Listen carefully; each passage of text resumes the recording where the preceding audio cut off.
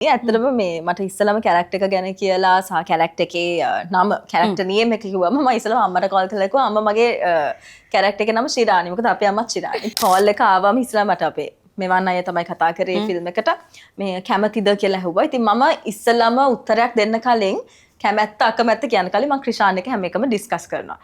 එක පයින්ම කිව්වා කරන්න කිව්වා. ඉතින් මම කරා. සහ විශේෂයෙන්ම මිල්ටන් මලවර්ෂී මහත්මයා වැනි ප්‍රවීණ දැවැන්ත චරිතයකගේ මේ බයොපික් එකකට සම්බන්ධ වෙන ලැබීමම ලොකු භාගයක් කියලා හිතනවා. ඉතින් ඒක නිසා ඇත්තටම කිව්වොත් මම ගොඩක් ආසාවෙන් ආදරෙන් බාරගත්තා මේ චිත්‍රපටයේ චරිතය නිරූපණය කරන්න. ඇත්තටම අරුණායත් එක්ක මම වැඩ කරපු පළවෙනි වතාව.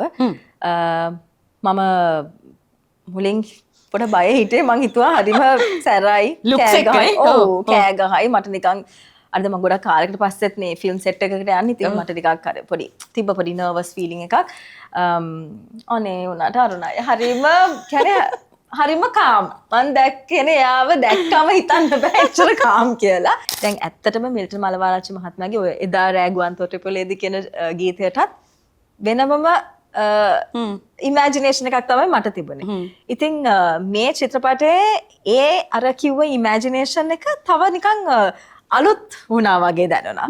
ඉතින් මං ඒක මටම නිරූපණය කරන්න ලැබුණ එක මං හරිම සතුටුයි. ඔහුගේ ගීතවලින් මම ප්‍රිය කරනම ගීතයක්. සහ මම හිතන්නේ ගොඩක්ම ජනප්‍රිය වෙච්ච ගීතයක්. දැන් කාලෙත් ඒ වගේ කතා ඇති නේද? දැන් අපි දන්නේ ගොඩක් එකට වැඩ කරන කට්ටිය ආදරය කරනවා සමහරලාට ඒවා රිලේෂන්ෂිප්ස් වලින් මේ කියන්නේ ඒක මේ විවාහකින්ම අවසන් නොවන ඒවා වෙන්න පුළුවන් සමහරව පබ්ලිෂ් කරගන්න තව ඔව් එහෙම දේවලුත් වෙනවා ඇති ඉතින් මම හිතන අය ආදරය කියන දේ සහ ඒ ඇට්‍රැක්ෂන් එක ඕන කෙනෙක්ට ඒක සිද්ධ වෙනවා ඇති වෙනවා ඉතින් අදටත් එහෙම කට්ටිය ඉන්නවා ඇති ආදරේ ප්‍රකාශ කරන්න බැරුව ඉන්න අය වෙන්න පුළුවන්. නමුත් අර පොඩි හිතට වේදනාවක් ඇති වෙනවා අපි ආස කරන කෙනා අපි හැමදාම මේ බලන්න කැමති කෙනා එකපාරට නැති වුණාම අර එනවනේ පොඩි ෆීලිං එකක් අයියෝ නෑ කියන එක. ඉතින් මම හිතනවා ඒක ප්‍රේක්ෂකයන්ට තදින්ම දැනෙයි මොකද ඒ වගේ කතා මේ සමාජයේ තියෙන නිසා.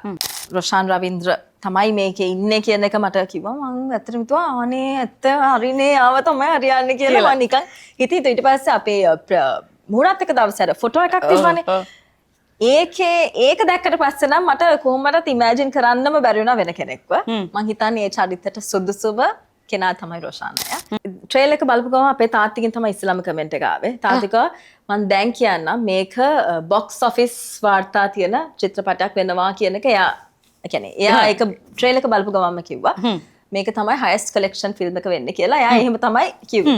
පවන් මල්ලි ගැන කියන්න ඕනේ මේ මට හිතාගන්න බෑ එයා ඇත්තට මේ ගීත ගායනා කරනවා කිව්වම මොකද මට මතකයක් පොඩි ළමෙක් වගේ.